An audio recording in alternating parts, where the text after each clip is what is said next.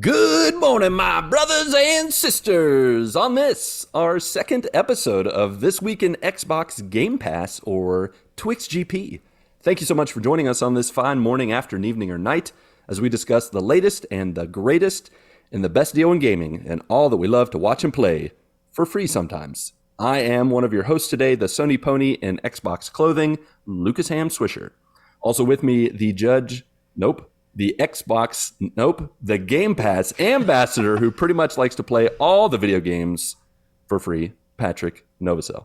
Now, you're right. I do play Game Pass for free. Some people, they like to buy and purchase and subscribe. But me, I work the Microsoft point system. And that's right. I utilize that every 2 months. I get 3 months free Game Pass. So I have not paid Game Pass since 2019 when I spent $1 for it. Look at that. Hopefully those noobs are listening, and someday you will give them some good tips on how to do such a thing. Finally, another person who's with us, the final member of the GMG Quadfecta. He's got Psychonauts 2 in his heart, Naraka Blade Point on his brain. Some like to call it Nakata. I like to call it Naraka. And green eggs and ham in his old stomacho, Marc Boucher. It's almost like you had a second shot at that. I don't know. I don't know.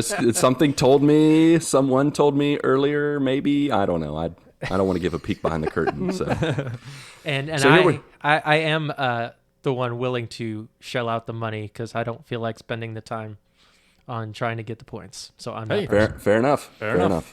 So guys, here we are back together, and it feels so good. We are talking about Xbox Game Pass and the games that lie within. And we are going to be talking about Book 1 of As Dusk Falls. But before we do that, we want to jump into a few segments that are going to be a part of the show every now and again. Firstly, we want to talk about the latest releases, games that will be available throughout the month of August on a variety of platforms. First of which are cloud, console, and PC, which are Ghost Recon Wildlands, Turbo Golf Racing, 2 Point Campus, and Cooking Simulator. So those are some of the games coming out. There are also PC-only games, but since none of us are PC Master Race only, well, I'm going to Hold on a second. What? I got a Steam Deck here. So he kind of dabbles. Some things. Did I say you? I said only. Some people only do PC. So we got to look out for them, even though, they're like, few and far between. I better stop talking before I shove my foot in my mouth. Sure there is. Shenzhen.io, Expeditions Rome, Off-World Trading Company. Not one word or one game. That's 3 games in case you were confused. So, of those games that were mentioned, Patrick, which of them are you excited about? Rocket League Golf, the Turbo Golf Racing that is somehow not made by Psyonix because it looks just like Rocket League. Looks like, But I am excited about that. That's a single player up to 8 players online, and you just hit a ball towards the goal or towards the cup, and it looks like it's a lot of fun. I'm wondering how fast the levels or the holes are going to be, like from loading from one hole to the next. Because from what I've read and what I've saw, it looks like they're pretty quick. It's not like it's like less than a minute to do one. It's like more of a putt course than an actual golf course where you're like driving for miles trying to get the ball to the hole, which worries me because once I get to the end, I don't want to be like a little 2-year-old kid playing putt and like hitting the ball, it goes past, hitting the ball again, going past, hitting the ball, going in. Like, get in the hole. It's your home. Go to your home. The videos that I've seen, pre-release of this, is there's like more of like a magnetized to the cup. So I gotcha. That's good to know. So you won't be doing hit it. It's like once it goes over and hits that beam or that halo or whatever, it's going to go straight in. But there's a lot of things that going on in the course. Like it's got like speed boost. It's got like good that just shoots the ball across. It's like NBA Jam, getting on fire kind of thing. So it looks pretty good. There you go. All right, Marc, any games that have sparked your interest? So yeah, I'd be, I guess, kind of interested in giving the Rocket League Golf, the Turbo Golf Racing. Yeah, is anyone going to actually call it by its real name, or are we just going to call it Rocket League Golf? I have to be reminded of what it is. every time. But yeah, turbo golf racing. I'd be willing to give it a try. You want to play Rocket League Soccer or Rocket League Golf? Which one do you want to play? I want to call it Turbo Golf 16. That's what go. I want to call it. Nice throwback. I like it. Yeah, the old Turbo Graphics. Yeah. But yeah, if it's anything like the other like Rocket League type games, I don't know if I'm going to enjoy it, but we'll see. I'd be willing to give it a shot. And then the other one would probably be Ghost Recon Wildlands, but nice. The other one's not really my cup of tea. Yeah. I mean, there is something for everyone. And for me, Cooking Simulator has my attention because I've only ever played Surgeon Simulator, and it feels like there's been a surge of simulators in the past year. So yeah, there's a lot of them. Like Power Wash Simulator just came out on Game Pass. Yeah, Lawnmower Simulator is out there. There's all some kinds. Of these games that people love. People love these games. I feel like I need to collect them all together and just play like a day of simulators and see what it's like. Like your wife's gonna walk in like, what are you doing? You're cutting the grass. I mowed the lawn today. Yeah, get outside and do it in real life. What are you doing? Yeah, exactly. I'm gonna be in the doghouse if she sees me playing those games. There are some games that are leaving the service on August 15th. So if you get this podcast in your ear holes in time, you need to jump on there and give them a whirl. That would be Boyfriend Dungeon, Curse of the Dead Gods, and then Library Ruina, Starmancer, and Train Sim World 2. I never played the first one, but it's got to be better than the first one. Yeah, I played Train Sim World 1 with Clark, and it's too much. It's not all I want to do. Really? It's a lot of work. Yeah. But Curse of the Dead Gods, definitely jump on that. That's a pretty cool roguelike kind of game. For sure. All right. The next thing we want to jump into is the 2420. And that is a segment where we're going to be pretty much playing 20 games every month collectively for 20 minutes at least and commenting about it.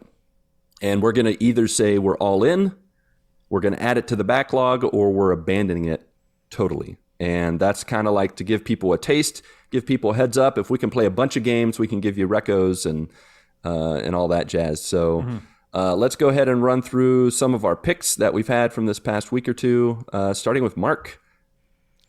What are you all in on, Marc? So obviously, the one you made mention of earlier, of course, is Naraka Blade Point. I am absolutely all in on that game. Yeah. You know me, I'm all about the Battle Royale type stuff, and it's, samurai, melee-focused Battle Royale. If you've heard me talk about it on the show before, I'm absolutely all in on that. It's a great time, and there's lots of fun customization options to do. A lot of the skins, weapon skins, and things like that are fantastic. And just in time for it to drop on Game Pass, which was like probably about a month ago, something like that. But August 19th, it is coming out with a new map. Nice. I believe it is called Holorath. It'll be coming out August 19th, and I'm going to be streaming it. Nice. Day and date. So I'm definitely all in on Naraka Blade Point. Now, the other two games, there's so I haven't played them yet, but one's like, yeah, I'm definitely going to play it. And then one's like, I don't know about this. So that kind of falls into the, I guess. I don't know if we can count it, though, if you haven't played it, because it's the 20 for 20, not the 20 for 0. Well, I don't have anything else. There's nothing else on the backlog, or not on the backlog, on the game. I mean, you have like 200-300 games to choose from. Right. I just haven't started them. I just know ones I haven't. Fair enough. But, all right. Well, get with us next time, and you can let us know. That's your homework. That's fair. All right. Patrick. Yeah, Dusk Falls. As Dusk Falls, I am all in on this. I can't wait to play the rest of it. We're going to be spoiling it today. I don't want to get too much into it. It is a narrative-driven, choice-driven type of game where it's kind of like Telltale, and you just whatever your decisions you make will shape the story that is written and given. It's so good. I am all in on this. I will, I'm only halfway through the game, and I'm having so much fun. So much fun with this game. The choices are heavy and things like that. So I'm all in on this. Nice. Very good. Well, I am all in on Life is Strange True Colors. That's actually a game that we plan on spoiling at some point. And actually, Pat and I had talked about playing earlier in July, but we just got distracted by other games. But I am all in. I played the first episode. It is much like As Dusk Falls in terms of, Telltale-like game, or who's the maker of Life is Strange games in general? I always forget their name. Square Enix? It can't be Square Enix, right? No. Yeah, but I thought there was they're like the distributor name, like the overall umbrella name. There's a specific one for that developer. But anyways, Marc's looking at it, Don't Nod, yes. That's right, Don't Nod, yeah. Don't Nod, I think you could say it's like a Don't Nod game because most of their games, if not all, have that same Telltale feel where you make choices and they have impacts on the characters, on yourself, or the character you're playing as. So yeah, I'm all in on that. Pat, what do you want to add to the backlog from games you've played a little bit of? I want to play the Ghost Recon Wildlands. So I played this. I played the beta, when it first, before it came out, and I wanted to get into it. And for whatever reason, life got in the way, games got in the way. But I love the ability where it's a co-op kind of, campaign, open world, kind of like the Division a little bit. And I really like the Division, so I want to jump back into Ghost Recon Wildlands. Yeah, nice. I am actually, Marc might be interested to hear this because this is a game he went all in on in the past and completed. I am all in, not all in, sorry. I'm adding to my backlog Tunic on baby mode. I was going to say, on normal mode. You would hate it on normal. I played it for an hour, and I honestly didn't hate it.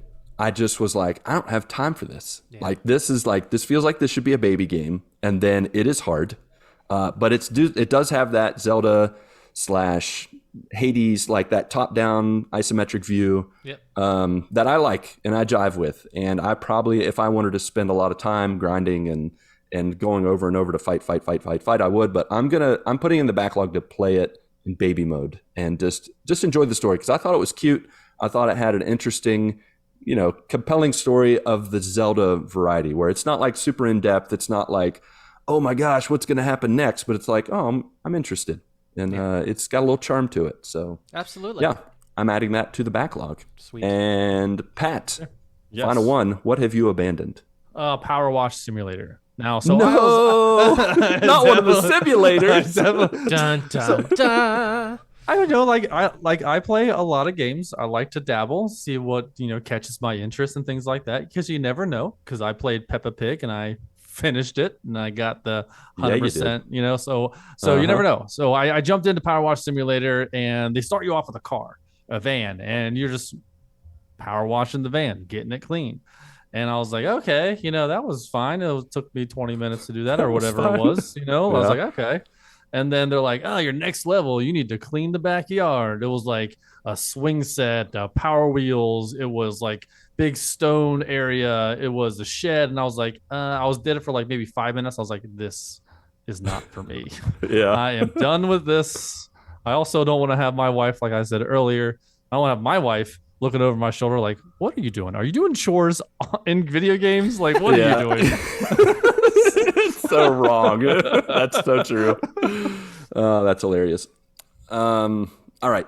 For me, the one I'm abandoning that was probably, I don't know if it was one of the first ones on Game Pass. I got on and within 15 minutes, I wanted to abandon it personally, but I only kept playing it because I was with friends, and that is Halo Infinite multiplayer. I'm not all in on that. I'm not adding it to the backlog. If I never play the multiplayer of Halo Infinite again, I'll be a happy man. I'm over it.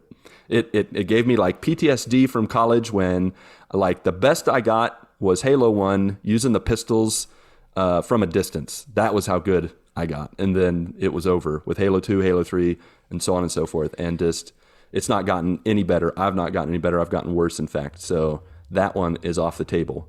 It just seems like the campaign might be mentioned in the future in a more positive light. So just throwing that out there. What were we going to say, Marc? It just seems like they've made Halo multiplayer more difficult, in my opinion. We've talked about this on the show before. Like, it just feels like you're more of a bullet sponge.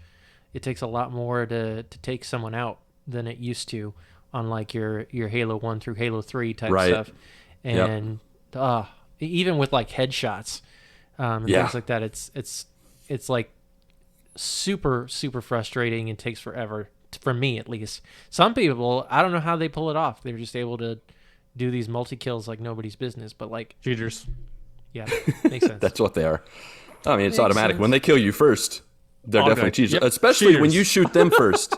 When you shoot them first and they still end up killing you, cheaters. You're like, I hit you 8 times. You hit me once and I'm dead. Cheater.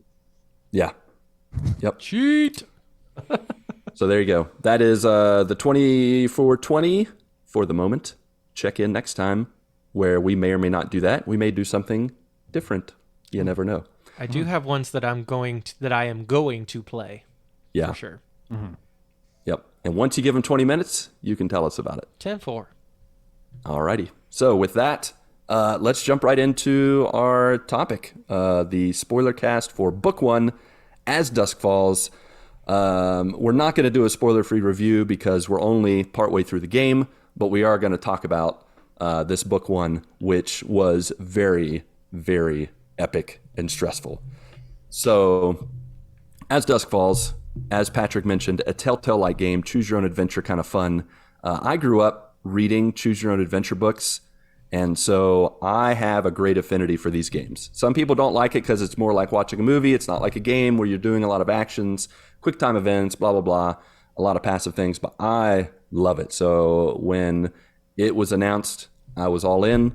At the beginning of this game, you're a family man, your family's moving somewhere, you're almost like a road trip / move where you're a dad, you play as the dad most of the time, then you have the mom, the daughter, grandpa, and the dog.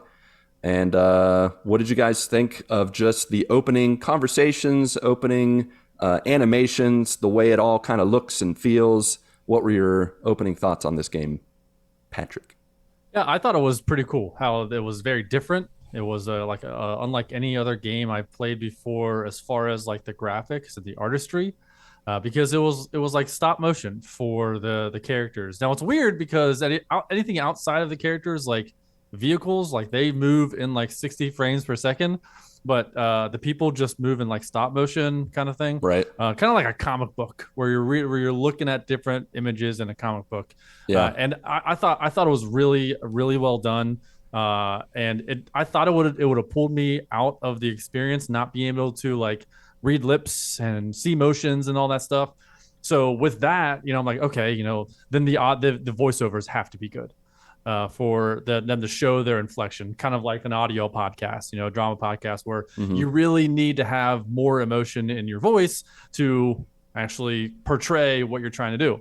And so, and this opening scene, I'm like, man, I already felt for the dad and the daughter based off of the voiceovers. I'm like, this is pretty good so far. And this has only been like 10, 20 minutes in. So yeah, I really enjoyed the beginning of it. Nice. Mark, any thoughts? Yeah, I mean the animation style that they decided to go with is a little jarring to me. Just because, like, I've seen that kind of stuff before, where like Pat said with comics and stuff like that, kind of moving comics where like their lips are not moving, but like the character itself is kind of shifting a little bit, and the background is moving around and that kind of stuff. And so it's a little jarring at first, but it's a direction that they decided to commit to, and I respect them for that. It's something different. I don't 100% know how I feel about it. I mean, everything is illustrated beautifully, but in terms of that sort of a choice, I don't know. I don't know how I feel about that yet, but I kind of sort of get past that once the story starts, because you automatically understand that this is the a very close daddy-daughter relationship, and the awkwardness with your wife and your dad who's coming with you on this trip, and all of the circumstances around that. You feel this awkward tension, and then of course other things start to play out, right? But they did a great job of sort of setting the stage of things, of what is the status quo for this family before the defecation hits the oscillation, if you will. Yes, of course. I echo both of what you said, but I definitely lean towards Marc's POV, where I want to kind of, as he would say, I don't hate it, the animation, with the animation. Like, it just, So in some ways it is cool and it's different and it keeps my attention. And at the same time, the stark contrast between the inanimate objects and then, or like not the inanimate objects, but the living beings, not even living. Yeah. The living beings versus the non-living beings. Like a lizard goes across the road and it's like, zoop, zoop. Like it's stop motion or whatever. Yeah. But then the car is smoothly driving. And like the weird moments are like when they open the door and the door opens smoothly and they're like lagging they enter in, they're lagging in. You can't actually see them. And they like change the view so you don't see their hand on the doorknob for obvious reasons because it wouldn't work. That sometimes is a distraction, but at the same time, I think it's a unique experience that I appreciate and I like it in that respect. In regards to the plot, I feel like it had a very slow beginning because it was just like, hey, family talking in a car on a road trip. But you do get that like awkwardness. You can tell there's something going on behind the scenes that you will eventually figure out what's going on. But then things get a little more heated when your family almost gets hits by a truck. And you then follow those guys in the truck to find out what they're up to. And what they're up to was stealing from the sheriff of the town. And not just stealing from him, but, relieving themselves in his lemonade amidst other things. Wait, hold on. Did you? So hold on. Did you choose to do that? I didn't. I'm playing the younger brother, pretty straight and nice. I definitely did. Yes. You guys both did it? Yeah. I mean, it's a video game. It sounds fun. Let's do it. Would I wouldn't do it in real life? No. No. See, I have a hard time not being myself in these games. When you give me control, so the dad, and because in this portion at least, actually no, up until all through book 1, you usually controlled one of two people. You control the dad of the family, or you control the youngest brother of 3 brothers that are causing some chaos in this little town.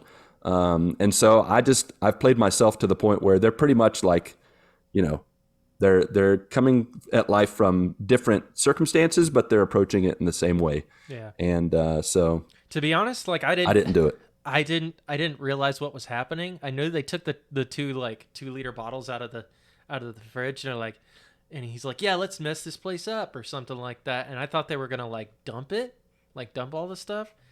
And then I realized what was happening, and I had already selected it at that point. I'm like, sure, why not? We're in it now. Yep.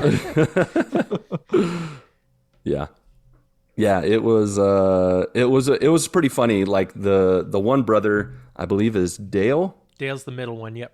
Yeah, Dale. He is crazy. Like he is off the handle, very emotional, very much like, hey, don't tell me what to do. Yeah, I'll mess you up. And the oldest brother is much calmer. But we get to know each of these characters. We get to know. I'm sorry, what did you say, Mark? I was just saying it was Tyler, the oldest. Yes, one. Tyler. So we get to know them, and they steal from the sheriff. The sheriff comes home, of course, right when they're stealing, and you kind of have to sneak by and hit button prompts to escape.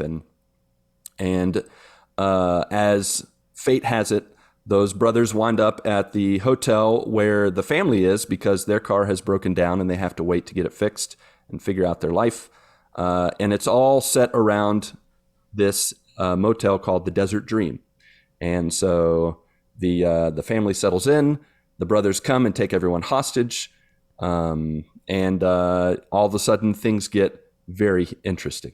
And it's mostly through this backdrop of this hostage situation where you're controlling the dad in the midst and you're trying to kind of be in the middle because you're working with these brothers to keep your family safe and to kind of get them out of there. At the same time, you're trying to work with the police and coordinate with them. And it's a very like cat and mouse and a very up and down kind of relationship. Yeah. And so I'm curious to know, how did you deal with this hostage situation through the course of the game? Because for me, initially I tried one route, and then as I got further on, I was like, you know what? I'm changing directions. And so I'm curious to know how things develop for you throughout this hostage situation.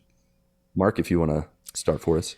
So basically, I was very much the family man, trying to stand up specifically for my wife and child. Any decisions that were made was specifically involving my wife and child, with, I guess, the exception of there's a spot where I think where that police officer comes in and they're trying to keep cool and everything to not tip him off and all that kind of stuff. And I mentioned to him that I had a wife and child there. I don't know how you guys went with that, but you had the option to basically lie or mention that they're there. And in my mind, I was like, well, if I lie and then they find him, then we're all in big trouble. I did the exact same thing. Yeah, same. And Tyler was like, "Wow, way to just give your family up like that." I'm like, "What are you really? Yeah, you're gonna give me attitude about me, trying to protect my family in a roundabout way?" But yeah, I did the same thing. Well, 2 out of the 3 are real tool bags anyway, so That is correct. But once we find out later, you find out why they're tool bags. So, yeah. That's fair. Patrick, how about you? Your approach to the hostage situation. I approached all of this the way that I think the characters would have done. Not what I would have done, but what the characters would have done. So the dad he's just this guy, this weak dude that just doesn't avoids confrontation kind of thing. So I tried to be like that guy for the most part. One of the choices that I made is I could either send my dad out to the cop cars, or I could have my daughter be safe out there. So I sent my daughter out there, and I was like, she's probably going to be safer there. She does not be able to see any of this stuff. So I did that. Interesting. Let's see, what else did I do? When I was the guys, whenever I was the youngest boy, I would always be, if I was told something, I would do it. Yeah. Just because that's what he probably would have done. Yeah. And then, so I did some of that. And then at some point, there was a point where the dad, I can't, what is his name again? The dad, not the granddad, but Jim? Yeah. No, it's not Jim. I don't know. Whatever. I have it written dad. somewhere. Oh, the dad. Yeah, the one you play as. The one to play the Bear dude. No, that's the Bear? boy's dad. Oh, the main character guy. The main character dad. Vince. Yeah. Vince. Yes. Okay, so there Vince. we go. So I was at some point I was like, you go through the storyline about him, either suing the airline or signing the papers for the hush money, and I was like, hush money. That's the new thing. Awkward. Yeah. What kind of game is this? So yeah. Anyways, I at that point I was like, oh no, can you hear me still? Yes. Yeah. Okay, my earphone just died. So Sweet. Yeah. Just one of them. I got 2, so we're good. Anyways, so I decided to finally stand up for myself. I was like, okay, I'm going to sue them. And then at that point, I turned, and the way I was going to play Vince is I'm going to start standing up for myself. So I kind of had that arc for me, of changing the way I would do that. And there's one point at the end. Towards the end, where you're having a standoff with the mom and the 2 boys, and Tyler's behind. Wait, who's the youngest one? The youngest one's Jay. That's right. Jay's behind me. He's got the gun into my back, and then so I'm like, I could have held the gun up because they're about to kidnap my daughter, and I was like, you know what? I'm going to start standing up for myself. I can, that's what I'm doing, and I kept the gun up, and I was like, no, I'm not putting it down. And Jay's like, you shouldn't have done that. And then he shoots me in the leg. Oh, and so, really? Yeah. So I was like, oh no, maybe I should have put the gun down.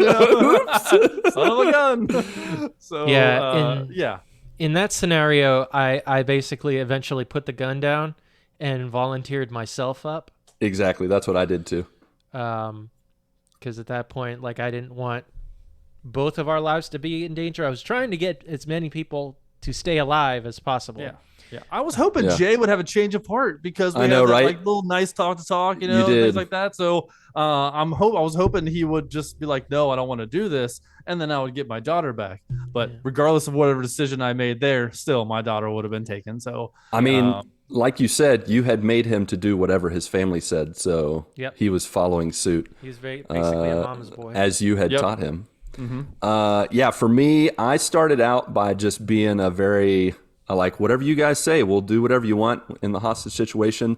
And then when they said they were going to kidnap the wife, I was like, all right, I'm done playing nice.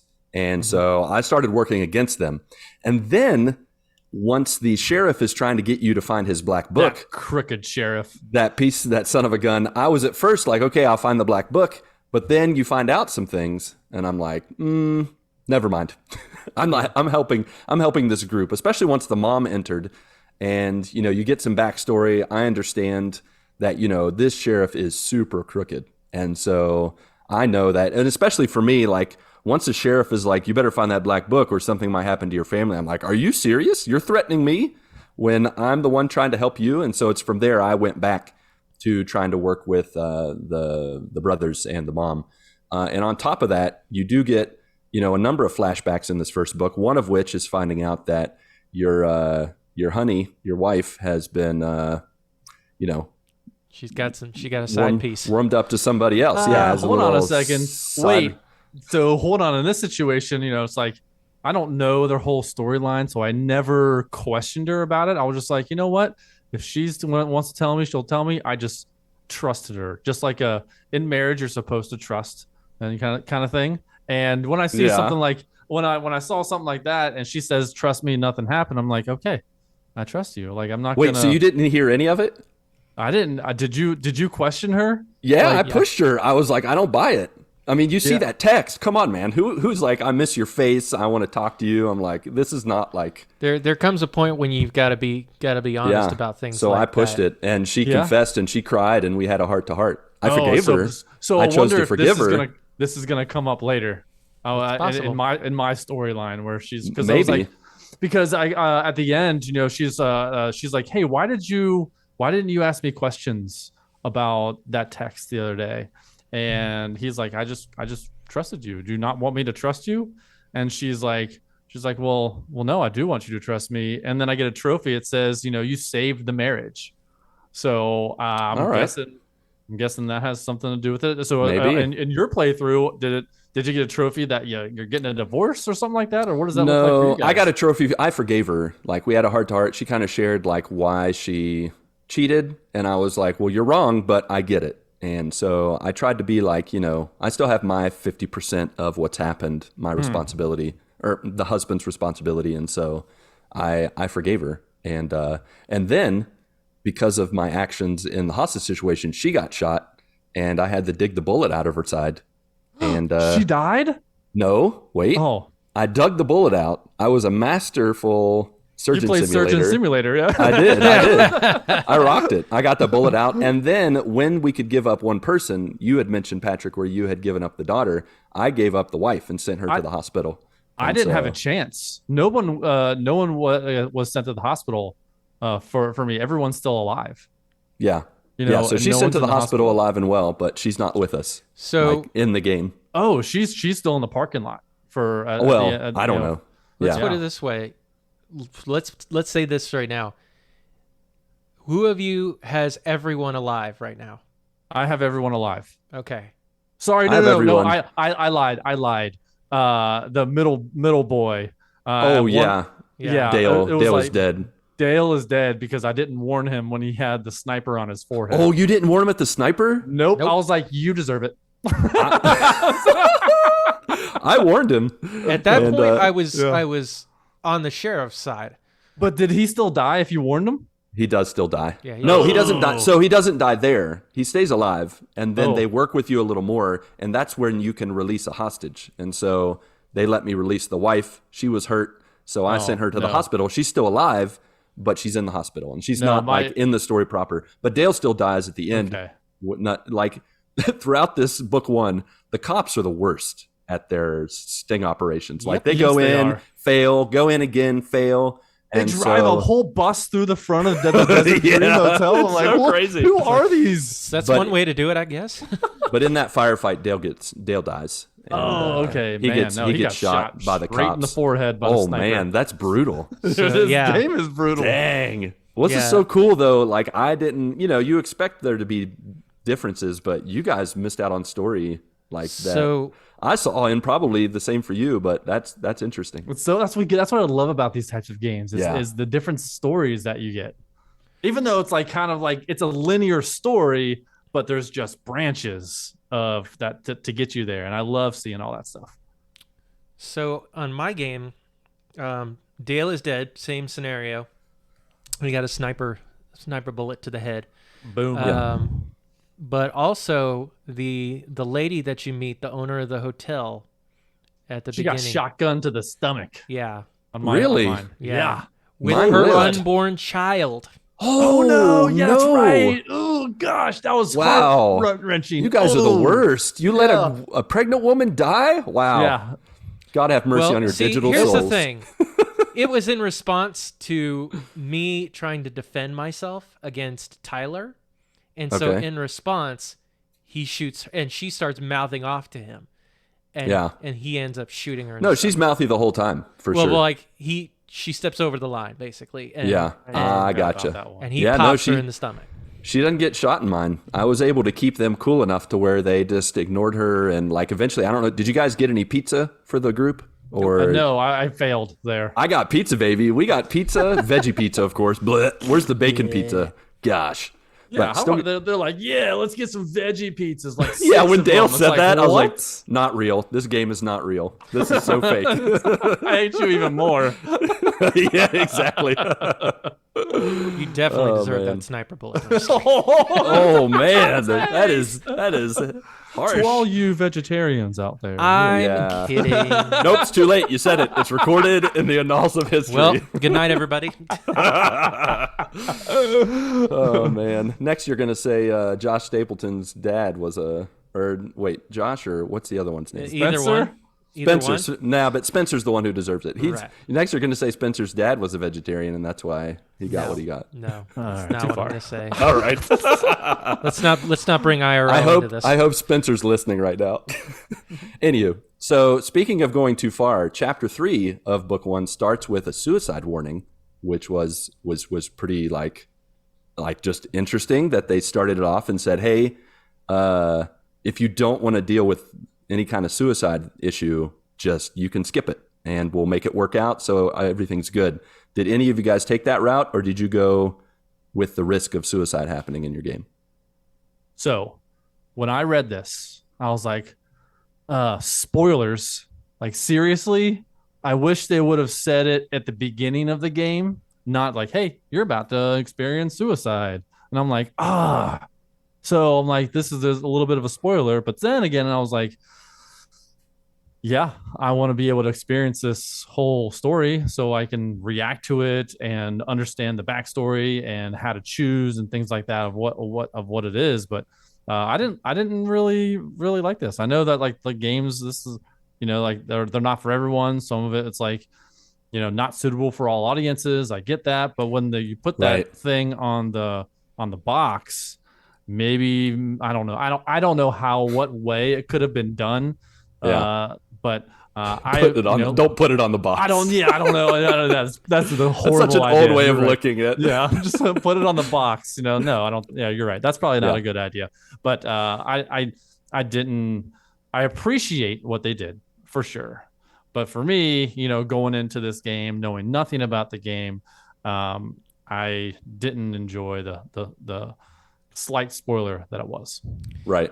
Yeah, to me it wasn't, in terms of the story, it wasn't a deal breaker. I mean, knowing what you know about me, but ultimately it wasn't a deal breaker because I didn't know who and what was involved with the idea of suicide, because I thought it was one person and it ended up being a completely different person. Right. And so ultimately I understand why they put it in there, just because, people dealing with, depression, suicidal thoughts, all that kind of stuff, that can be a triggering kind of thing for them. And so they give you the option to just completely skip by it if that's something that you don't want to deal with. So I understood why, but in light of that, I wanted to know the full story. Right. And so, like I said, I thought it was going to be one person, but it turned out being somebody completely different. Yep. Yeah. And it to me, the suicidal situation happened not so long, but after the fact enough to where I forgot it was even going to happen. And then when it happens, I'm like, oh, right. I'm like, okay. So I totally went with it. I don't think I've ever, other than like playing some games blood-free, I've never like in the no Russian section of whatever it's called, Call of Duty. I played through that.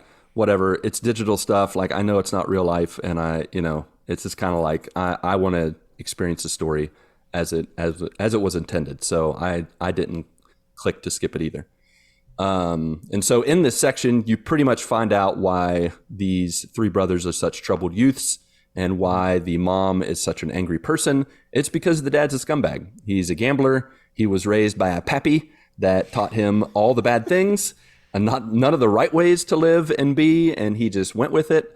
And so for me and Jay, we didn't do what the dad wanted because we recognized very quickly that he was an idiot and he was not the person that we wanted to follow or be.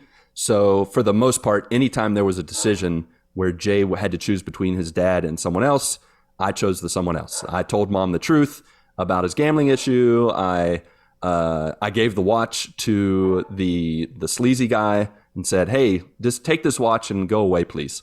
And of course, because of that, the dad ended up getting him and killing him. But even when the dad was trying to get Jay to bury the body, I was like, nope, you do it. And then he did it. And he sliced his head off from what I could see off screen. Like he took the shovel and just went, because that was the one QTE that I failed, was in fighting the dad. And it was just one of those moments where I didn't expect the mashing moment and I didn't mash it fast enough. And he failed, and the suit guy got, I'm guessing, beheaded the way he put the shovel down, and he got buried. So how did all those events play out for you guys? So I started out that way, the way that you went. Like, I told the truth each time on the dad. I gave the loan shark guy the watch. All that kind of stuff. But when your dad takes you out, like in the middle of the night to bury this body, like before you find out it's a body, I was kind of being a little wishy-washy with it and kind of sympathetic towards the dad a little bit. He's like, you're still my paw, basically, is what he says. And like that whole scenario with his mom wishing he was gone and stuff like that. And then ultimately, when it comes down to it, I actually started helping him bury the body. And the dude came back to life. Yep. and we got real wishy-washy with it in terms of continuing to bury the body, and he was able to escape. Oh, really? Yeah. Oh. Yeah. All right. So that is what ultimately, when all that goes down, and ultimately I was surprised how understanding the father was about that. I thought he was gonna like beat the living crap out of his kid after all that happened, and he refused to do it. No, but instead, this is where the suicide portion came into play. Right. So, yeah. Patrick, how did your relationship with the dad, the bad dad, not the good dad? Oh, yeah. So how did that play out? When you're the youngest boy, he's does whatever, people tell him. He doesn't have big shoulders, a backbone, and all that stuff. Yeah, backbone. So yeah. So, but it was funny. There was the only QT that I failed so far, but I meant to fail on purpose, is when he like tosses the watch at you. You're like, hold on to this, and I was like, I don't want to hold on to this watch. You're about to punch my brother in the face. So I let it the watch hit the ground, and he looked at me. He's like, ugh, so yeah. And then, so, go on, I gave the watch to the guy and all that stuff. And then, we get out to bury him, and I'm doing the same thing, like I'm just doing what my dad tells me to do because I can't stand up for myself. So he's like, bury him. And then like Mark, you said, he woke up, and the dad was just like, bury him. And so I was like, all right. So I continue to bury him alive. Oh my God. It was insane. We all three went different ways. That is crazy. It's wild.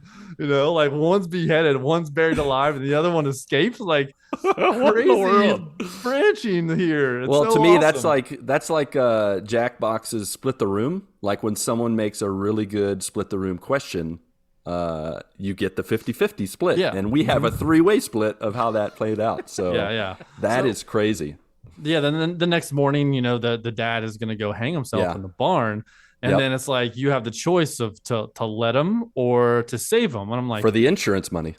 And I was like, you know what? Like, as much as I do not like this guy, like, I don't want him to do that. So I chose to save him. I didn't let him go because I was like, that's not morally. I didn't think that was right. Even though he doesn't have a backbone, I didn't think he was morally going to be able to just to let him do it. Right. So I went ahead and saved him. So Mark, what did you do? This was one of the few scenarios, and you can poo-poo me all you want, where I got to the point I'm like, okay, is this decision going to make any difference whether I save him or let him die? Mm-hmm. And ultimately, and this is when I looked it up. I wanted to see where it goes. Ultimately, really? Either way, you're screwed. So whether you let him die or you save him, you still owe the money.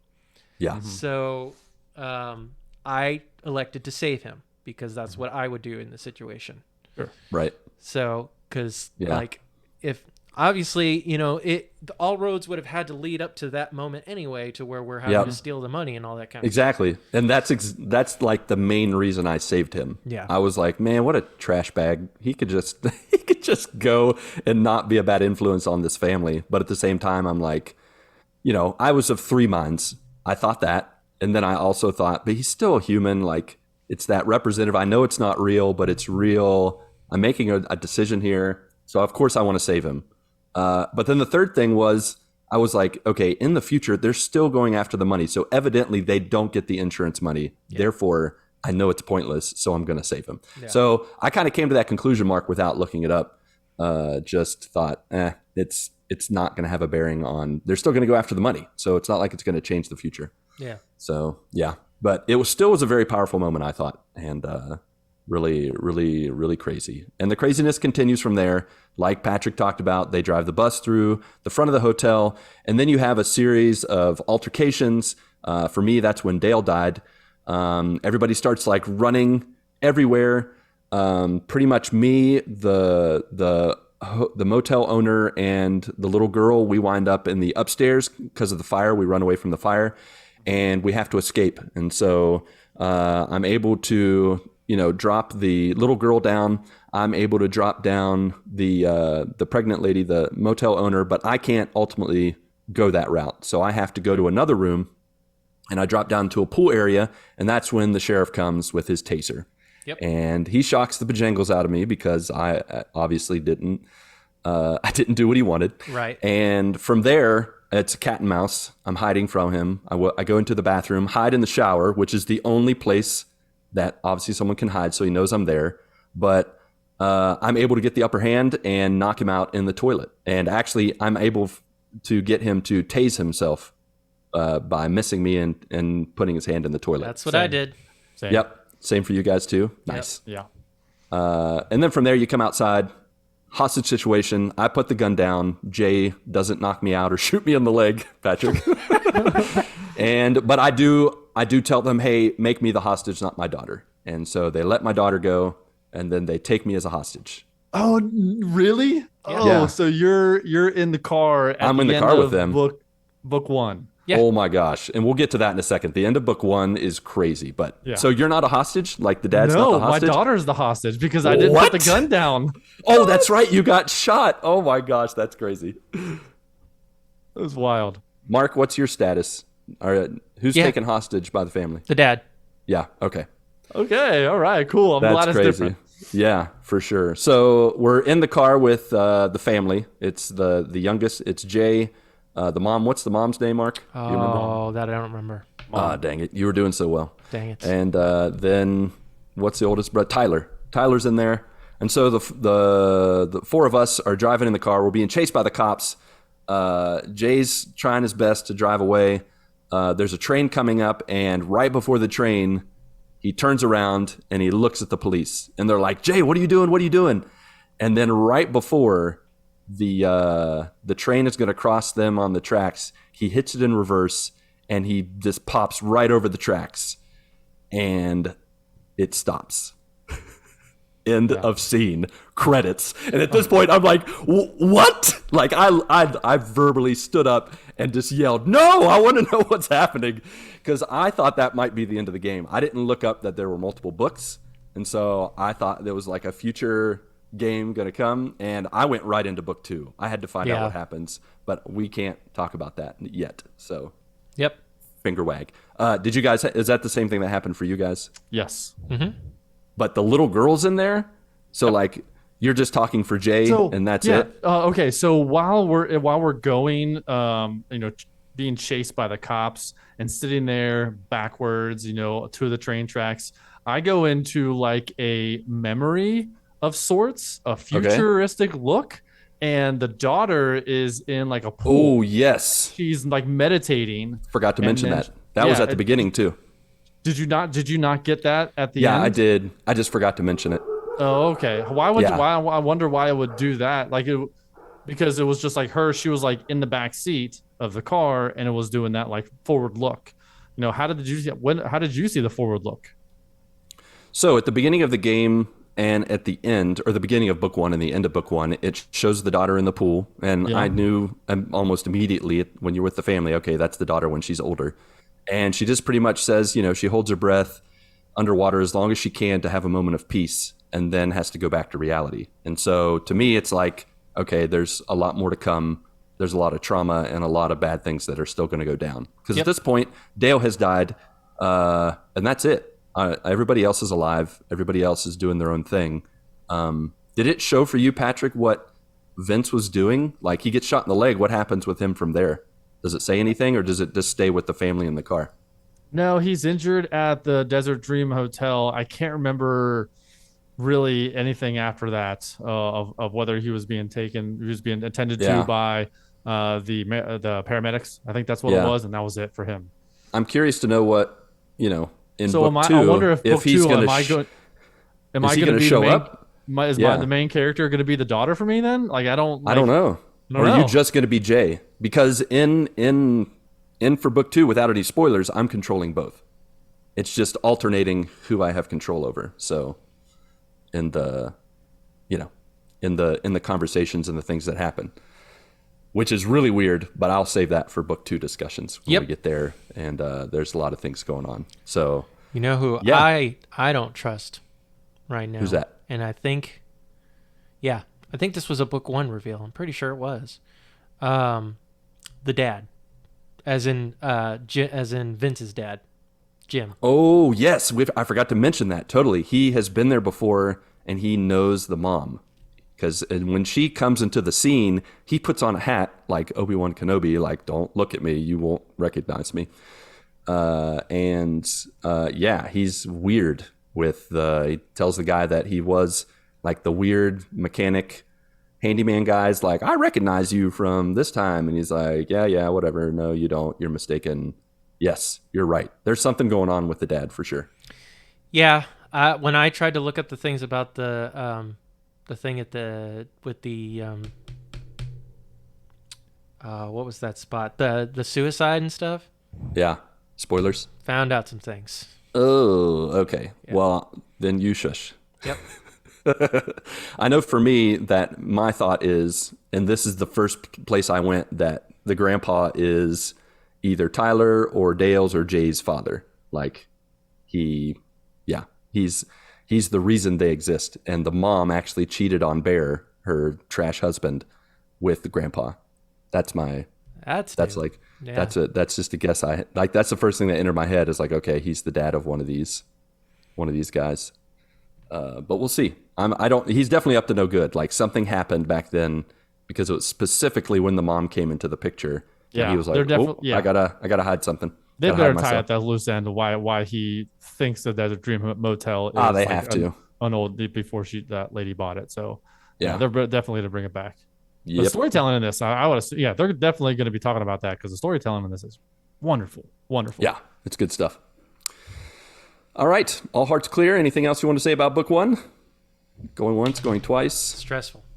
Yes, Very stressful, but good. Well, that is all for our spoiler cast discussion of Book 1 of As Dusk Falls. Join us another time, next time maybe, for Book 2. If you do care to share any of your own thoughts on As Dusk Falls or Xbox Game Pass, then let's do some quick housekeeping, as is tradition, where we offer towels, fluff pillows, topped with Andy's candies, and tip you off to the GMG news you need to know. On Twitter, Discord, Facebook, and Instagram, you can chat with us. Or if you enjoy consuming visual content, YouTube, TikTok, and Twitch are where Marc and I, along with our Canadian joiner, one of our Canadian joiners, Chris The Rock, are usually around from Sunday to Saturday every week. Then on Patreon and our merch page, you can support us and gear up. And you just go to one link, linktr.ee/thegmgpod. The link is in the show notes, and you can type that into your web browser of choice and click all the links. They're all over the place, and they're fantastically easy to get to. Finally, if you can't toss a coin to your podcasters, but you're still the giving type, please rate and review us on Apple Podcasts, Podchaser, and Spotify. It helps us to reach new joiners through stars, exclamation marks, and your feedback. So let your voice be heard, literally if you want, at 929 GMG Guys. Alrighty then, Pat, Marc, and you, our beloved friends, family, and or joiner, go get your good morning this week, and may God bless and guide your lives as you live, as you work, and as you game.